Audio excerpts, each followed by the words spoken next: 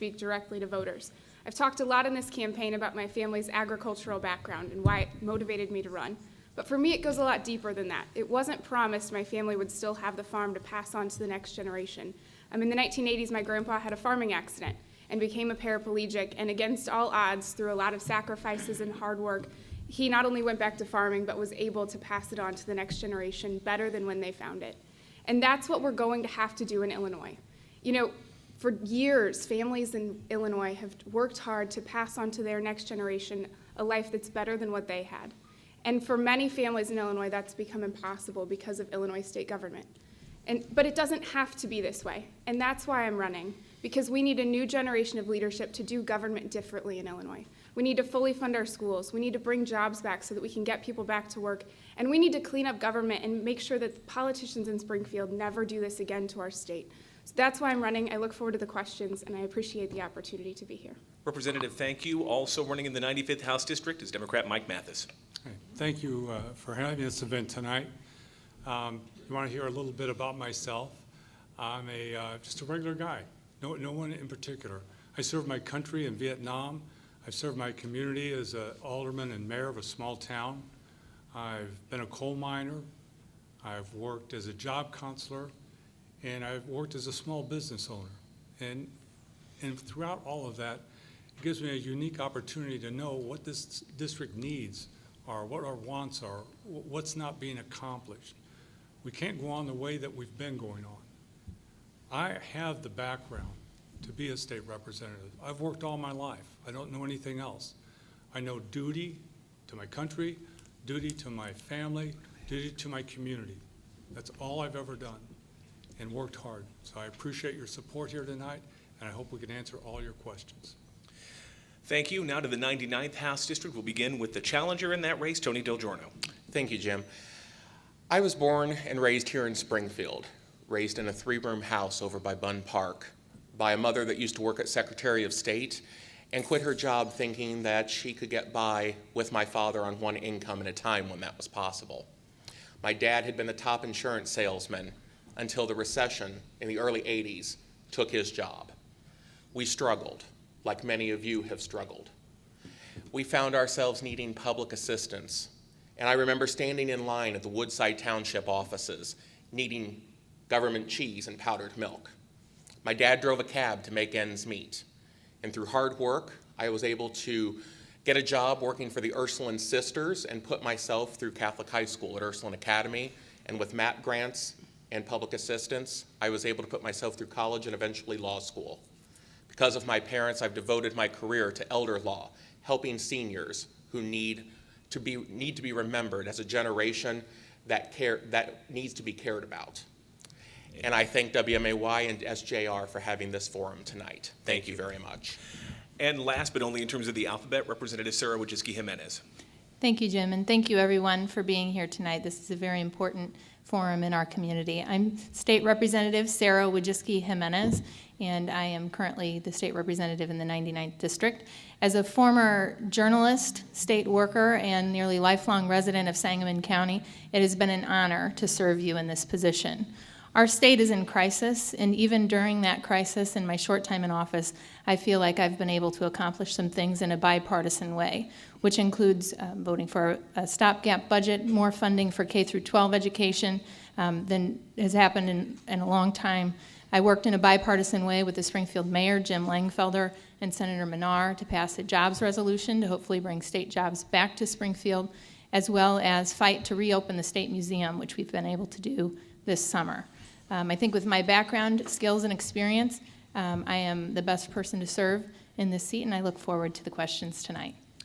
Candidates, thank you for those opening statements. Again, we will alternate between the races and within each race with the candidates to determine the order of answering each question. So the first question will go first to Representative Sara Wojcicki Jimenez. It'll be posed by my colleague, Bernard Schoenburg of the State Journal-Register. Welcome, everyone. Good to see you, Representative Jimenez. I'll call this the mailbox question because anybody with a mailbox in either of your district is aware that these are some tightly contested races or difficult ones. All of you or your allies have issued attacks on your opponents. Please say if you are comfortable with what your campaign or party is saying, and please identify the worst things said about you and explain your defense. So thank you, Bernie, for the question. I have run our campaign here in Sangamon County in a positive way. I've really looked to point out my accomplishments, my skills and experience to serve as the best representative for this race. There have been some negative mailers on both sides of the aisle. That is certainly not my style.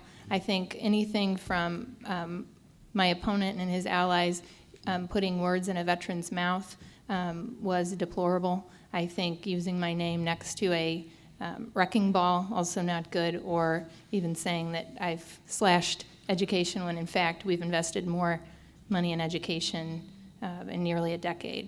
They're ridiculous and wrong, but I continue to want to focus on the positive things in our campaign, and I plan to continue to do that in the coming weeks. Thank you. Representative, Tony DelGiorno. Mr. DelGiorno. Thank you, Bernie. The fact of the matter is that Representative Jimenez and the Republican Party have issued dishonest and deceitful attacks against me that have been debunked by the State Journal-Register on several occasions.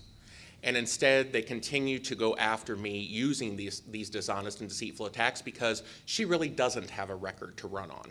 In fact, I have worked with Senator Menard. I understand Senator Menard's bill. But the reality is that Senator Menard and Representative Jimenez are night and day apart. Furthermore, when it comes to the stopgap budget that Representative Jimenez tries to take credit for, that budget is actually anywhere from the governor's estimate of $6 billion, give or take, out of balance, or $9 billion out of balance if you listen to the legislature's estimate. When in reality, the first budget that Governor Rauner vetoed was only $4 billion. I say only $4 billion, but if he wanted to actually govern instead of play politics, Governor Rauner would have actually used his line item veto authority. Instead, Representative Jimenez has enabled this behavior. Time is up. We now go to, in the 95th, to Mike Mathis. Well, I think there's been a lot of things said and written about in the past few weeks that are harmful and hurtful. I think for me, the worst was linking me to a representative that had been convicted of child porn. It stated that I had given money, or the same people had given me money that I had. It wasn't me, it was the former representative for the Illinois Democrat Chairman's Association that had actually given him money.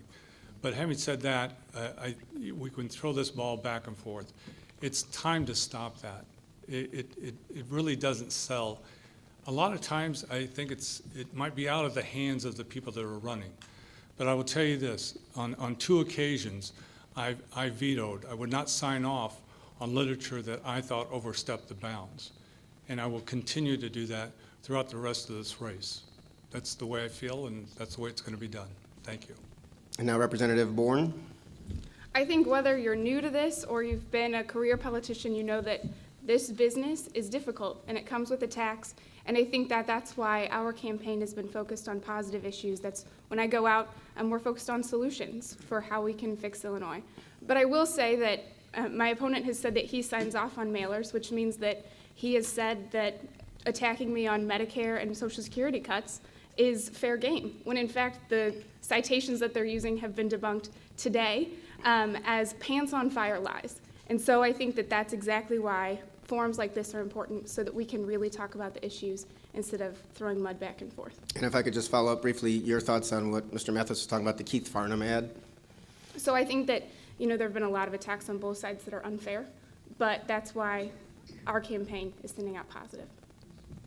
Well, can I just respond? I believe it did come from your campaign, linking me to him, which is not true. So, as I mentioned, our campaign's focused on positive issues. I think if we're going to get in the mud, that's exactly what voters are tired of and what we need to get away from. To the issues, then, the biggest issue right now is the state budget stalemate that's been going on for a long time. The stopgap spending plan doesn't really resolve that issue. So what will it take and what will you personally do to finally end this long impasse? This question goes first to Tony DelGiorno in the 99th House District. To end this state budget stalemate, we have to have leadership that actually knows what it is to compromise. Right now, the state of Illinois is watching 2 grown men act like children in a sandbox. And I'm talking about Governor Rauner and Speaker Madigan. This state deserves better. It's high time that after so many years of leadership, sometimes it's been good, sometimes it's been bad, that we consider alternatives. Last week, I pointed out during my State Journal-Register interview that it's been since 1959 that Illinois had a Democratic Speaker of the House from outside of the Chicago area. I would welcome an alternative that was from downstate Illinois.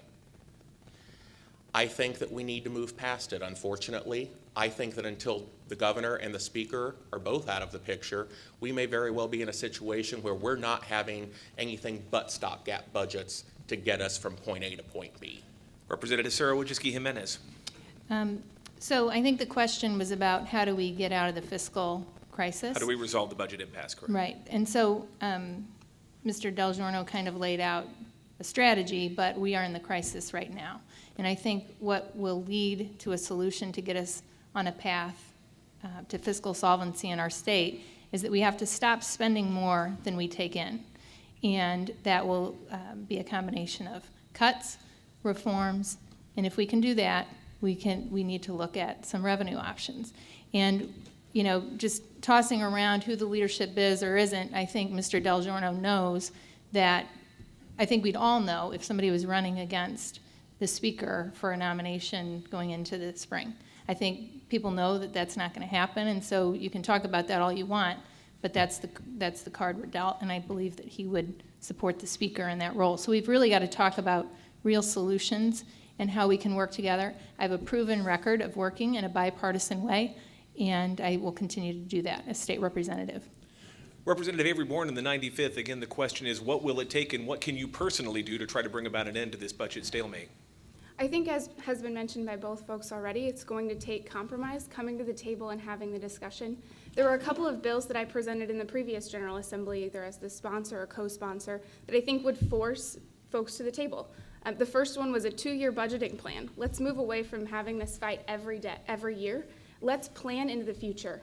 We've had Band-Aid after Band-Aid for years and years, and if we get to a 2-year budgeting process, I think that will help the long-term planning and help bring about compromise. The other one is no budget, no pay. Legislators should not get paid before anyone else in the state does. I think that not only would encourage folks to the table, if it were in place, it also said if there's not a certifiably balanced budget passed, it forces the General Assembly back into session in order to pass a balanced budget. So I think those are two pieces of legislation that I've spearheaded that if they were passed through the House and the Senate would really move this impasse along. To Mike Mathis in the 95th. Well, first of all, they should have stayed up there until they had a budget. I think that's one thing that aggravates everybody. You can't just walk away from it. First of all, you know what? Whatever course takes place, I'm never going to raise funds on middle-class families. So I want that off the table right now. That's not where we need to go. I think what Governor Ronner said, when I agree with him, is we need to tighten our belt. We need to cut unnecessary programs. I was going through part of the district over by Bunker Hill, 138, and IDOT in June and July had planted 18 trees at an intersection, which doesn't make sense. If you're going to have a car wreck, you want a tree nearby, but in any event, they planted those trees. They're dying. They're half dead. And when I looked up the bill, that was $90,000 just throughout this district. That's just one example of wasteful spending that we don't need. We need to go through the budget, cut what we don't need, and work on what we do. Tighten our belts. Next question starts with you, Mike Mathis. And again, it must be because I write about politics, it's a little political, but each of you, please describe for the Republicans your relationship with Governor Ronner, and for the Democrats your relationship with House Speaker Michael Madigan, because everybody's lumping you all together. Do you agree with the policy of that person? Are you beholden to them? And on what issues do you differ with them? Mike Mathis.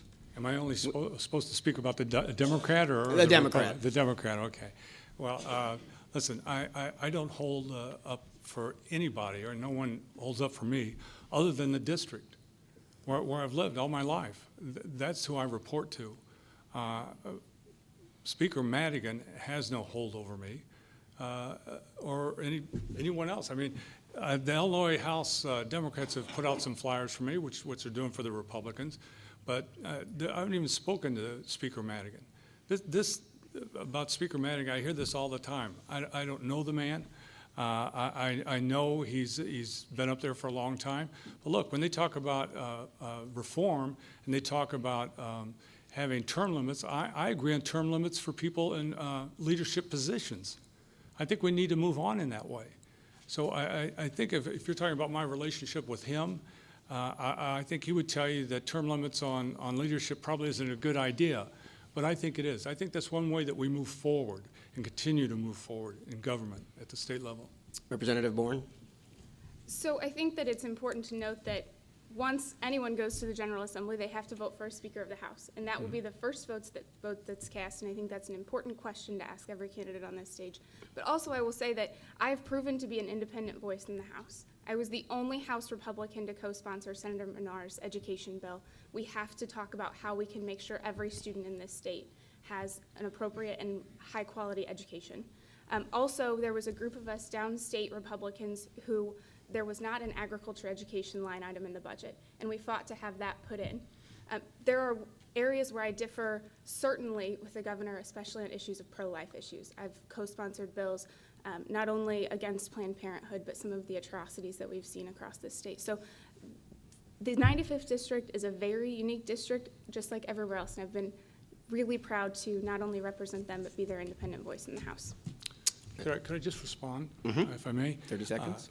To the Senator Menard's bill, which I think is Senate Bill 231.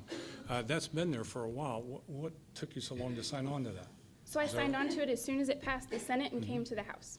And Mr. Mathis, would you vote for Mike Madigan for Speaker? You know, I've never even thought about that. I've never talked to the gentleman about it. My focus has been on this race where it should be. And it's the last thing I'm going to think about. And yes, maybe there isn't the only one that runs. Maybe there's more that run. I don't know. But I will tell you this. When you're talking about voting for someone like that, you got to talk about bipartisanship, which I've had all my entire life. It's always been there. I've always reached across the aisle, and I've got that bipartisan support. So Thank you. Same question, and it would be obviously about the governor. Representative Jimenez. So anybody who knows me, who grew up with me in my whole life, who's worked with me, knows that I stand up for the right thing. I stand up to the leadership in the House when I need to, when it's appropriate for representing my district, and that includes the governor. On several occasions, I met with the governor personally when we were in the impasse earlier this spring, and I told him that I went through the list of all the items that the budget impasse was affecting in Sangamon County. And I told him that even though I agree on several of the reforms he's proposing, that we needed to move forward on a budget. Now, whether or not that's why he dropped his reforms for the time being for a stopgap budget, I don't know. But I will constantly stand up for our district and what we need, whether it's to the leadership in the House or the governor himself. Thank you. Mr. DelGiorno. I saw a picture on a flyer of you and Speaker Madigan and an odd something or other. Yeah. Yes, that's been one of several, everything from puppet strings to dancing to his tune and whatnot, and seeing as how, unlike my opponent, where she has received millions of dollars funneled from Governor Rauner through the Illinois Republican Party, Millions? I have received... It's not millions, is it? No. Anyway, go ahead. Okay. Hundreds of thousands, excuse me. 300,000, give or take, excuse me. He has poured millions into the Illinois Republican organization, which has funneled it to candidates. I have received not one red cent from Speaker Madigan or any of the political funds that he operates. In fact, I had a meeting with one of his political people today asking me to do certain items with regard to talking points to attack Representative Jimenez for votes in the budget that she voted against that I take issue with because I think it's dirty pool, much like what she did in one of her attack mailers I believe was dirty pool when it was very specific as to why I did not vote for a county board budget 3 years ago. But when answering, if you want an answer to the question of will I vote for Speaker Madigan, I have no intention to at this point in time. Is that a new stand, or why is that? I believe that if I'm going to criticize Representative Jimenez for not representing her district when it comes to voting for state workers, when it comes to voting for MAP grants in higher education when we have a public university here in this district, I too would have to listen to my district, and my district does not like the leadership of Speaker Madigan. Who would you vote for then? Any alternative that does not push the governor's agenda that is going to hurt the middle class. Our next question, I want to come back to the budget. We have amassed billions of dollars in red ink and unpaid bills during this long impasse, and many people, up to the governor himself, have suggested the tax increases may have to ultimately be a part of the solution to this problem. Do you agree that there will have to be tax increases of some form or another as part of any eventual budget agreement? And if so, which taxes should be raised? That question would go first to Representative Avery Bourne in the 95th. Thank you, Jim. I think if we look at the history of tax increases in Illinois, we don't see that they fixed the system.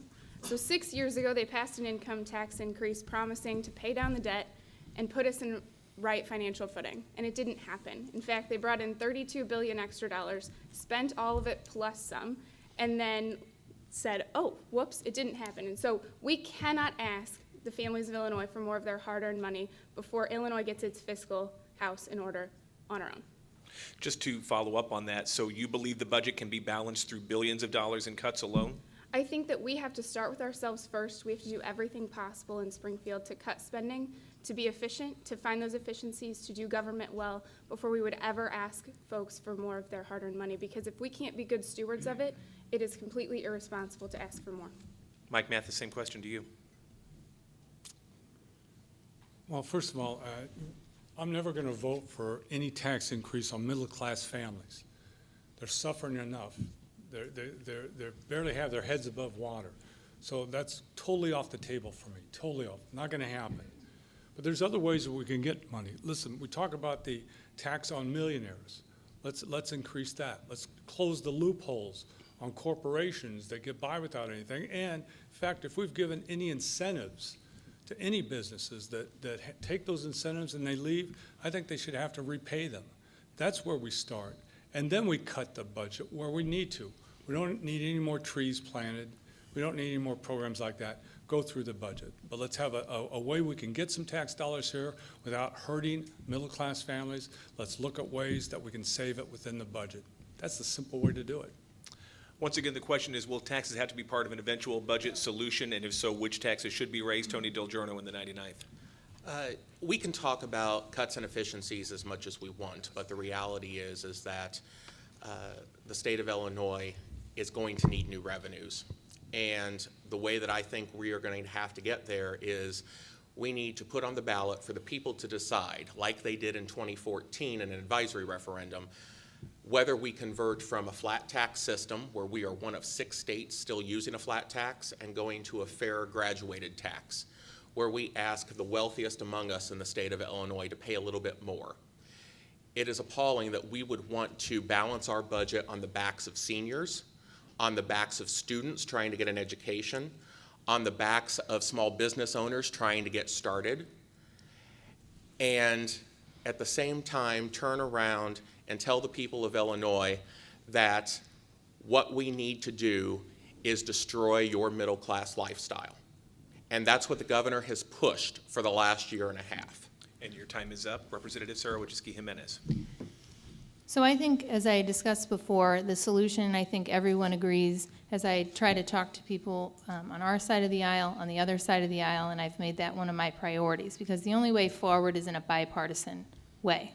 And everyone agrees that cuts, reforms, and efficiencies need to happen. And then we will look at revenue. With what Mr. DelGiorno said in terms of the revenue he's talking about, unfortunately, that's a little hard to do because we are in crisis right now. So as I had asked the Speaker, the Governor, to bring us back into session, I think that we can get to a place where we do cuts and reforms. We got to shore up this well. The well has cracks. If you just send more revenue in there, it's just going to seep out the cracks, and we're not going to shore this thing up. And so we've got to do that, and I would be willing to look at revenue after that. And any particular revenue once those other criteria are met? Well, I think that the thing that we have to look at is for every 1/4% you raise the income tax, you bring in $1 billion. Now, that's something that you need to go to as your last resort. So I would rather not have that go up very high at all, but we've got to do the cuts and reforms first, and then we can look at how much revenue we might need. Candidates, thank you. This one goes right back at you, Representative Jimenez. Do schools in your area get adequate backing from the state? And if not, how would you want to see funding formula or the funding system changed? And also, I know it's only a minute, but do you support the concept of school choice? So one of the very first meetings I had after I became the state representative was with Senator Menard. Senator Menard has spent a long time studying the issue of school funding reform, and I wanted to see where he was in that process and how we could move that forward.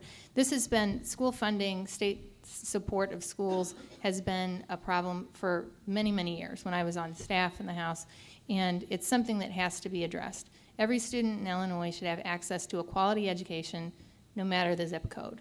And so I think the challenge this year with school funding reform is that everything was in crisis. No one knew what the path forward was going to be on a budget at all.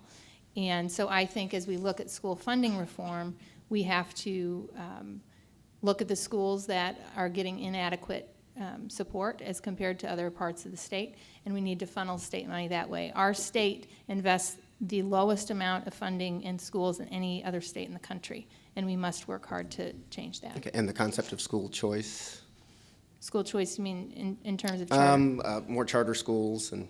Yeah, so I think we've got to really focus on our current public, we need to reform that first. We have a charter school in the Springfield area, which I have toured and talked to the school district about and also the charter school about. That seems to be a system that's working here in Springfield with one charter school. But I think we really need to focus on our K through 12 public education system. Mr. DelGiorno. Thank you, Bernie.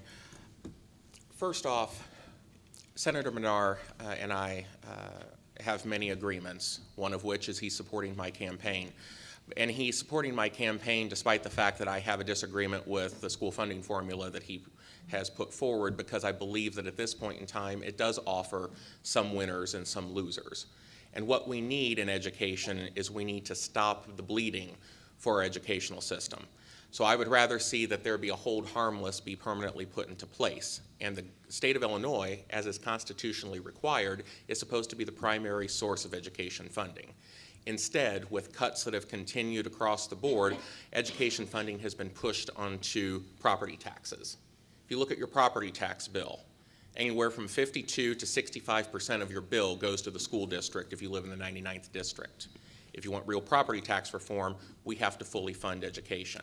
And that's why I believe that it was wrong when Representative Jimenez voted no to put a constitutional amendment on the ballot that would have increased by 3% the millionaire's tax surcharge for education funding. Okay, and I'll let Representative Jimenez in a minute, but school choice, charter school funding? I believe that we ought to hold the line right where we are with charter school funding. I believe that we need to ensure that existing K through 12 schools are built up to be the best educational institutions in the state and in the country. Okay. Representative, did you wish to respond to the tax on millionaires? Yeah, I wasn't quite sure the connection he was bringing that back to, but I think it's just important to note Well, that I can tell you the connection. But can I finish my thought? Thank you. So just to remind everyone, the K through 12 funding bill we passed this session was the biggest investment in our schools than we've done in a long time, even under Democrat majorities and a Democrat governor. Okay, I'm now going to Mike Mathis.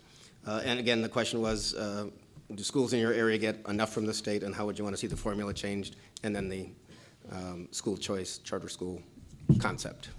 Well, I was with Senator Menard all day today, and we took a ride up towards Chicago, on the outskirts of Chicago, and we looked at a couple of schools. He showed me the schools.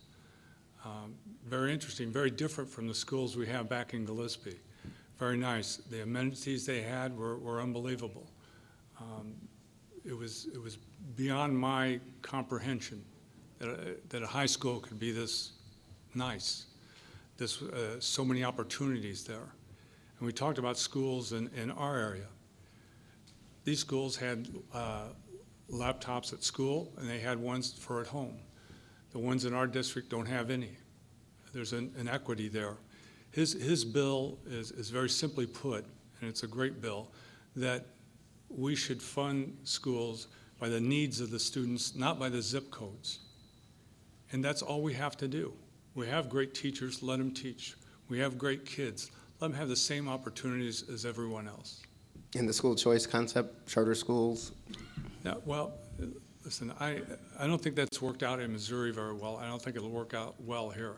I think what we have to concentrate on, as everyone else has said so far, are the schools that we have in existence right now. Thank you. Representative Bourne? Thank you. This is an issue that not only sparked some of my interest in government, but also one that I've worked on from my first day in office. I was the chief co-sponsor on Senator Menard's Senate Bill 231 this previous cycle. It became clear that Madigan was not going to allow us to even hear that bill in committee. I was working with Republicans to get them to support it. I was working with the Democratic House sponsor, and we were very optimistic, but it got killed, was not allowed to be in committee, and so I'm on 2 bipartisan working groups on education funding reform, and we're looking at how do we do this better. Right now, zip codes, regardless of which zip code you live in, you don't necessarily have a great education because of the state's lack of investment and because of our 20-year-old school funding formula. So we are working tirelessly. While people aren't in Springfield now, we are still working. Every 2 weeks we get together and we're talking about how can we make sure every student in this state has a quality education, what are other states doing well, and how do we get there? So I am proud to be part of that group. I think it's going to have to be a bipartisan solution, and it's an issue that I'm very passionate about. And the school choice charter school idea? I think we have to make sure every student in this state, regardless of where they live, has a high-quality education. I've gotten to tour both the public schools and the private schools that are in the 95th district, and we need to make sure that all of them are able to provide a high-quality education to their students. This is live coverage of a Legislative Candidates Forum on News Talk 94.7 and 970 WMAY Springfield, W234CC Sherman. We continue now with a question about state workers. The contract talks between AFSCME and the Rounder administration have been stalled for months. The Illinois Labor Relations Board could declare an impasse in those talks, and that could conceivably allow the governor to impose contract terms and potentially set the stage for an unprecedented walkout of state workers.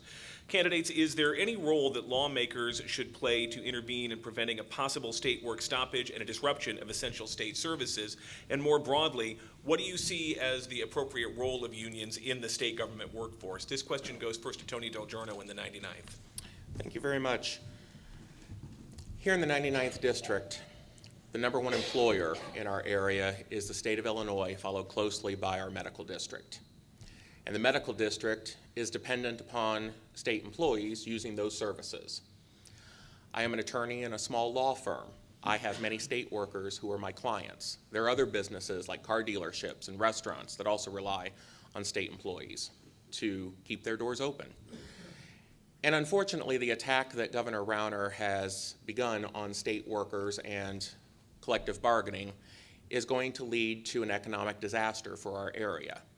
And I think it was wrong for Representative Jimenez to vote against House Bill 580, which would have ensured that there was a contract in place for the first time in over a year. Instead, she stands before state workers and states that she used to be one and she's married to one.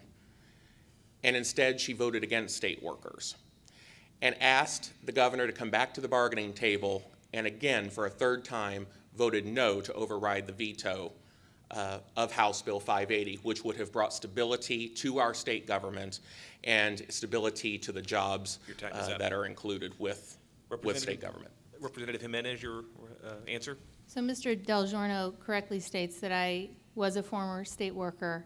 My husband works for the state. I grew up in this community, and I know that the state workforce is a very important part of our community and our county. And when I came into office, our state is in a financial crisis. No doubt about it. Everybody agrees when you're going on $9 billion in unpaid bills and all of these other liabilities that we can't pay. When bills come across my desk, I have to know how much they're going to cost. And when the bill was filed, that Mr. DelGiorno is talking about, the only figure that I could get that bill could potentially cost was $3 billion extra. I asked union leadership about how much it would cost on their end. No one gave me an answer. And so my premise is that we've got to make promises and get our state on a better fiscal path, and we can't continue to make promises that we just can't deliver. And so just to follow up, any role at all that lawmakers should play to avert a walkout? I have encouraged from the very beginning that both parties need to come back to the table. I think even at what's at the Labor Relations Board, whatever the Labor Relations Board decides, I will continue to encourage both sides to come back to the table. I believe that that is the only way that we are going to reach a fair agreement for both the workers and everyone else who lives in our state. Representative Bourne in the 95th House District. Thank you. I think, first of all, there are a lot of misconceptions about what these bills, House Bill 580, did and did not do. One of the most, I think, misunderstood parts of the bill is that no other legislature in the nation has ever taken this kind of role in contract negotiations between the administration and the public sector unions. And so I don't think anybody in this room thinks that the legislature in Illinois is the best problem-solving body that we could find. I think that it was an inappropriate role for the state legislature to take. That's why I voted against it, because there was also an indefinite tolling agreement set forth by both parties on how they would negotiate fairly. Like Representative Jimenez, I have continually asked both parties to return to the table. I think that it is absolutely possible for them to hammer out a deal. When I talk to individual state workers, they know. They are taxpayers too. They know that we're in a financial crisis, but they also understand that we want them to have health care that they can afford. We want them to have a wage that can support a family, but there's definitely a fair deal there to strike. I don't think it's the legislature's role to intervene. And Mike Mathis. Well, first of all, I think you voted present first, and then voted no on that exact bill, if I'm correct. I did, actually. I met with a group, and they said, if you can't vote with us, please don't vote against us. So I voted present, and then the next time, the same person came back to me and said, don't do that again. And I said, okay, I can't support the bill. Okay, just want to clarify that.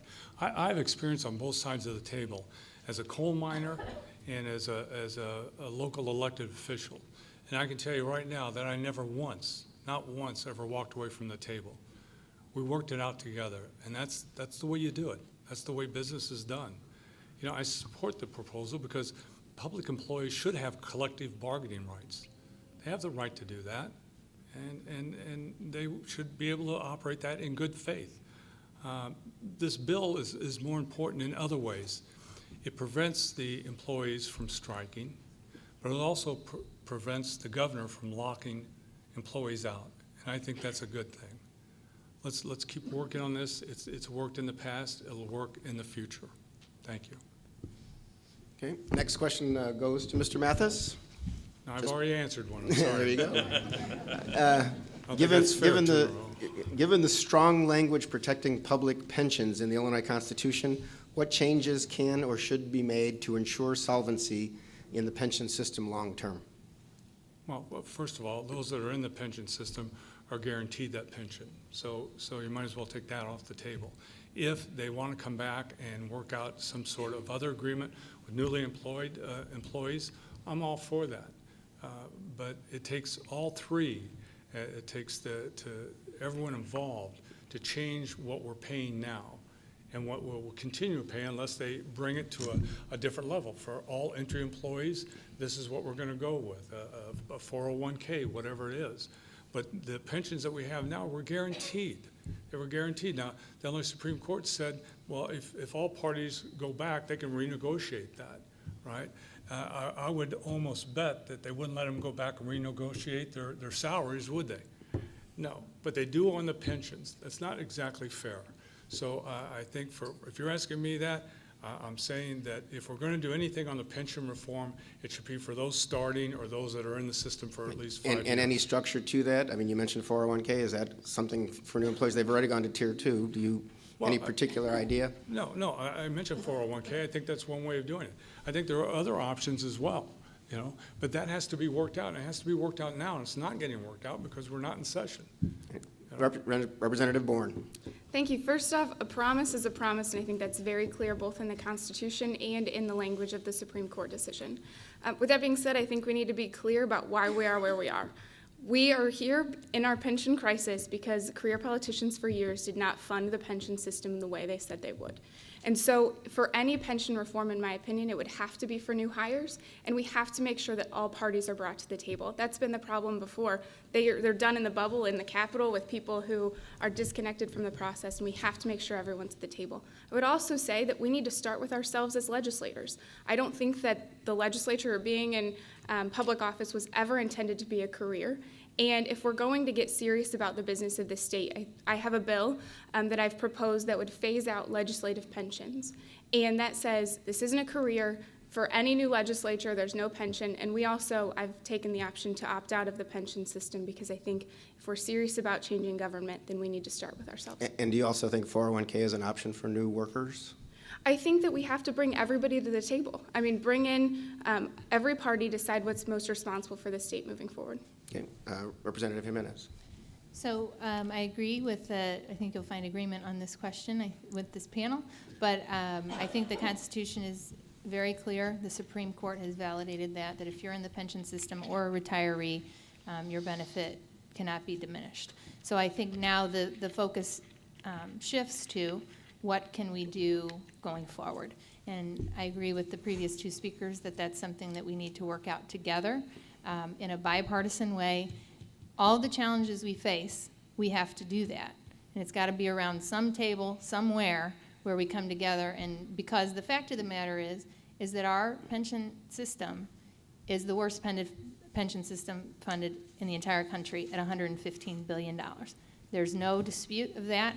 And a big reason the way that got there is because the politicians, under Democrat majorities and a Democrat governor, skipped pension payments for a couple years in a row, borrowed $10 billion to sink into the pension fund, and that's a big reason we're in this crisis we are today.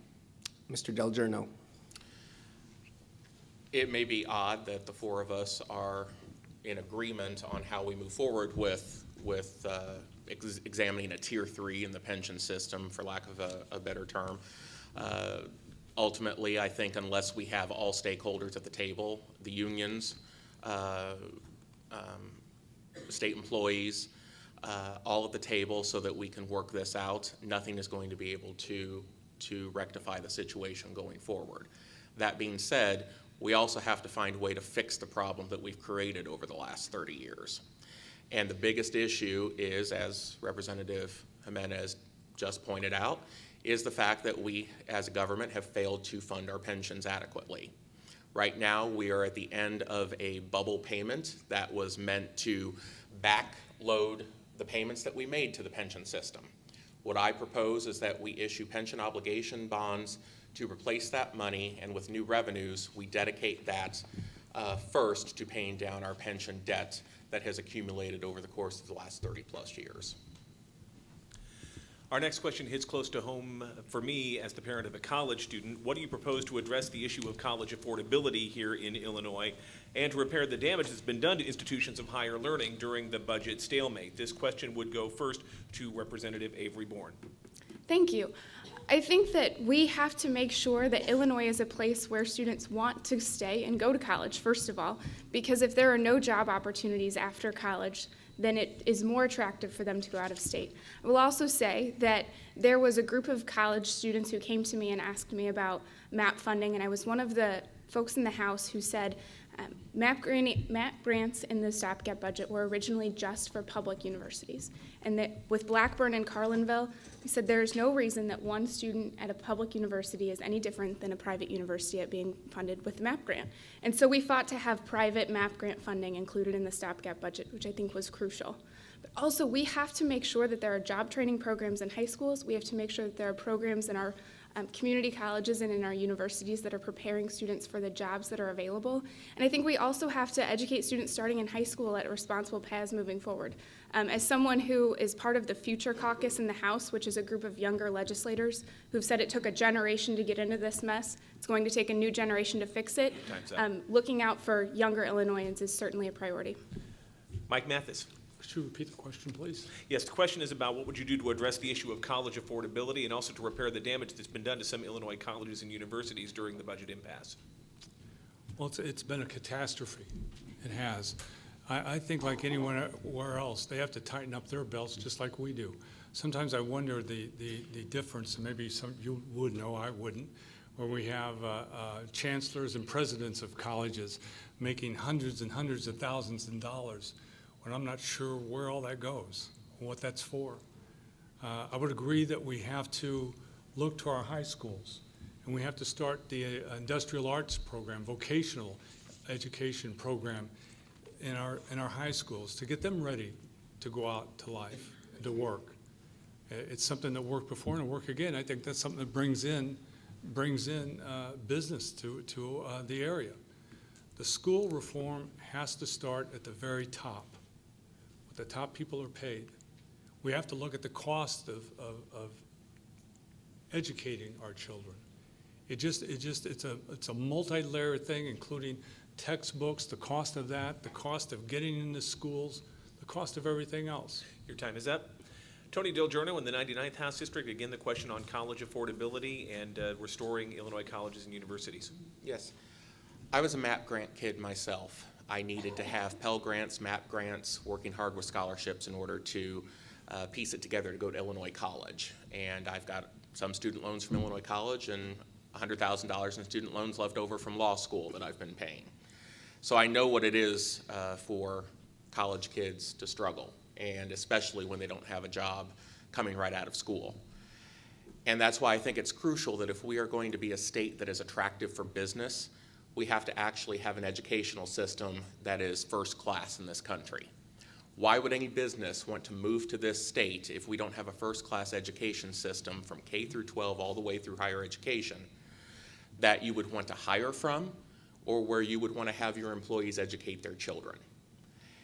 And it is very much the first step in a process of rehabbing our economy in the state of Illinois. I believe we need to expand MAP grants. I believe we need to look at college affordability.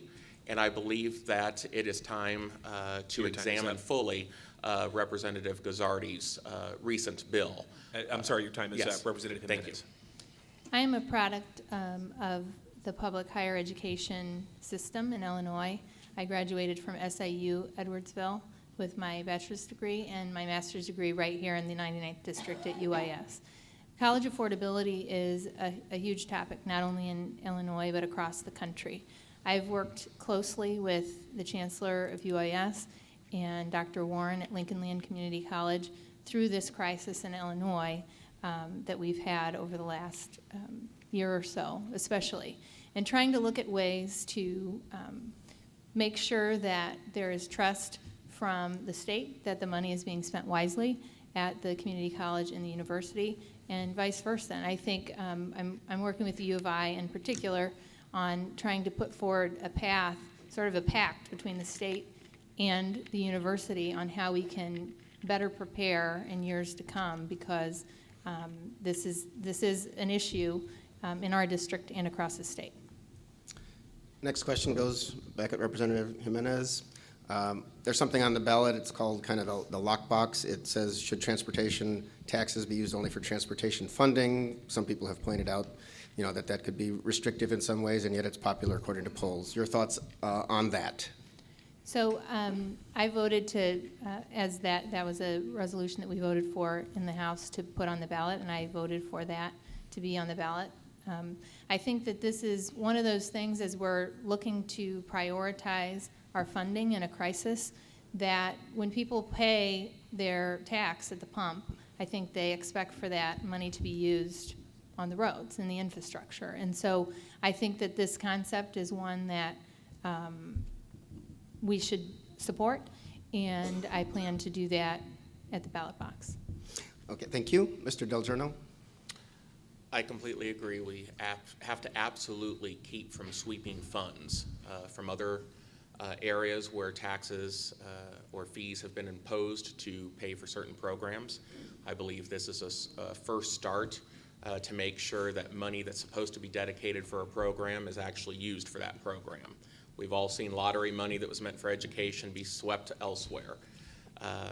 as just one prime example. So I completely agree with Representative Jimenez. I think that it was almost unanimously passed in the House, and believe that it is good legislation and should be passed this fall. Mr. Mathis? Well, I have to agree with the first two. It makes sense. Should have happened a long time ago.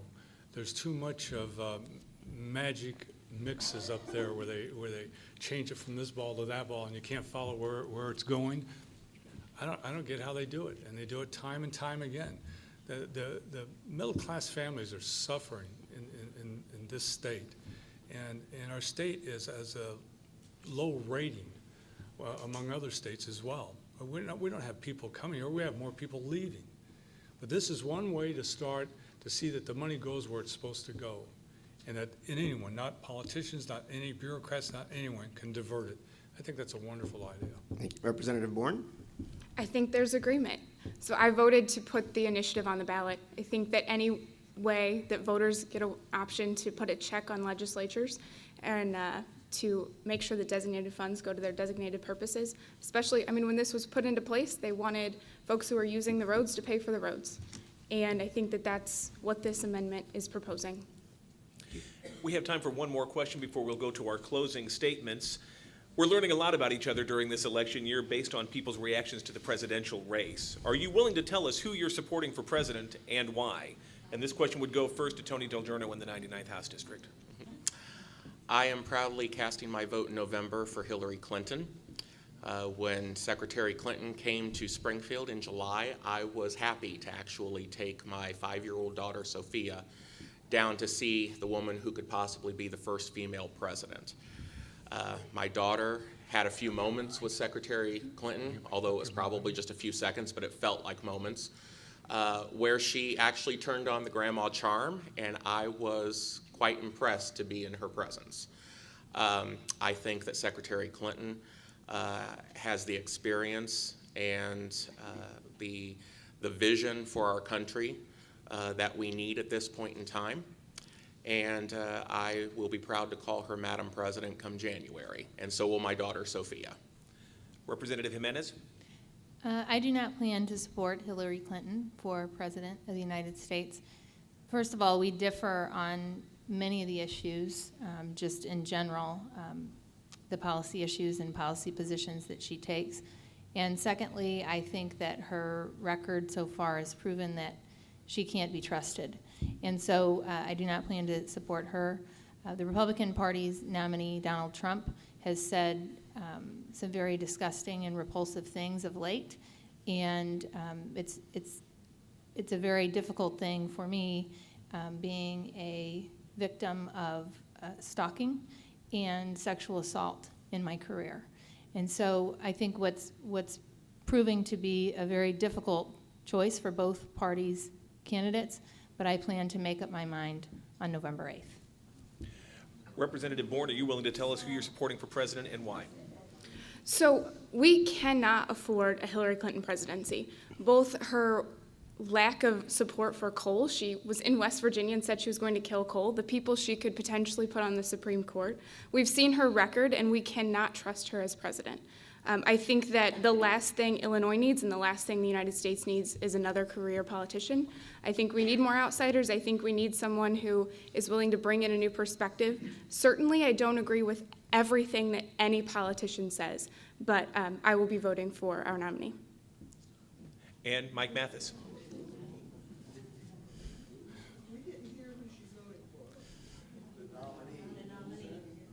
Go ahead, Mike. Okay. I just had a question. Well, I will tell you this, that I think the choices that we've been given, and I think everybody in this room would agree with me, are not the best. I can't believe that's the best and brightest that we have. I will tell you that Donald Trump has said and done things that I think are terrible. I don't agree with them. I don't think he should be allowed to be president. So with the choice of the two, I will be voting for Hillary Clinton. Candidates, thank you for your answers to these questions this evening. We will now go through closing statements of 1 minute each, and we will stick with the alternating order that we've been utilizing, which means that the first closing statement would go to Mike Mathis in the 95th House District. Well, I wish you would have told me that at the beginning. Look, all elections are important. I've served as an alderman and a mayor, served as a circuit clerk, and I know the things that we do have an impact on people. Through my entire career, I've never asked someone, are they Democrat or Republican? Didn't make any difference. The only thing that mattered to me is if I could help them. And that's what I want to do here. I want to reach out. Listen, I have a lot of bipartisan support for my race. And it's because I am able to bridge that gap. I have friends on both sides. They want this seat back. We want to do things differently. We want to bring people together. And I did that as forming a Macomb County Mayor's Association of Democrats, Republicans, and individuals. We shared equipment. We shared ideas. We never discussed anything about politics. I want to do the same thing in the House. And one of the first things I want to do is get a group together of downstate representatives, Republicans, Democrats, and independents, and see if we can't work together. Thank you. Representative Avery Bourne in the 95th House District. Thank you again for allowing us this opportunity. This election is so crucial towards the next 20, 30, 40 years of Illinois. You know, I talk about my priorities: funding education, bringing back jobs, growing the economy, cleaning up government, passing term limits. And these aren't just my priorities. These are the priorities of the 95th District. I was in Coffeen at an event the other day, and a family came up to me and they said, "We're so happy to meet you. We're so excited to support you." And they told me about how they just moved their daughters to a new school and the disparity from the old school. And I said, "Yes, we're working on school funding. We have to fix it." And then they told me about how they had just tried to open a restaurant and the red tape they had to go through both at the local and the state level. And I said, "We have to make this a place that people can start businesses and stay." And then their last thing they brought up, he's a part of a small local government. And he said, the mess that is, he said, "I can't imagine what it is at the state." And I said, "You're absolutely right. We need term limits. We need government reform. We have to fundamentally change what it means to be a public servant in Illinois, and that means we cannot afford more career politicians." So that's exactly why I'm running. Thank you. To the 99th House District, the first 1 minute closing statement goes to Representative Sara Wojcicki Jimenez. Well, thank you very much, Jim, and thank you, Bernie. Thanks to the SJR and WMAY for hosting this forum tonight. Just want to take a quick second to thank my family, my husband, Jose, for all the support during this campaign, and for everyone who's come out tonight. I think what we've heard tonight in our race is two different kind of visions for the future of our community and for our state. My vision, I have concrete ideas about how to get ourselves out of this fiscal crisis as well as grow the economy in our community. My opponent doesn't really have any concrete ideas on how to address the fiscal crisis right now. We're in a crisis now, and unfortunately, a lot of the things he's pointed out tonight and just throughout the campaign are just more promises that can't be delivered. I love this community. I love our state. I'm excited to continue to serve in this role, and I would appreciate everyone's vote on November 8th. Representative, thank you. And finally, in the 99th House District, Challenger Tony DelGiorno. Thank you, everyone, tonight, and thank you to Representative Jimenez for having a frank discussion tonight. But I think that our district deserves more than a hashtag that says, "I love the 99th." I think this race comes down to a simple choice. Do you want a representative that fully supports the governor's agenda that would get rid of prevailing wage for construction jobs and hurt the middle class? Do you want a representative who fights against programs and votes against programs that help our seniors to stay at home instead of going to a nursing home? Do you want a representative that doesn't invest in our future by supporting MAP grants and higher education funding? Or do you want a representative who will stick with the people of the district? A representative who will work to fight for the middle class, who will work to protect our seniors, and who will work to educate our children for the next generation and for the future. And your time It's a is simple up. choice, and I thank you. Candidates, thank you all again for your time. Thanks to our audience for being here this evening as well. Our next candidate forum in this election season will be coming up Monday evening here at the State Journal-Register with the candidates in the 18th Congressional District, also heard live on WMAY. For my colleague Bernard Schoenburg and all of our partners at the State Journal-Register, I'm Jim Leach, News Talk 94.7 and 970 WMAY. Thank you and have a good evening.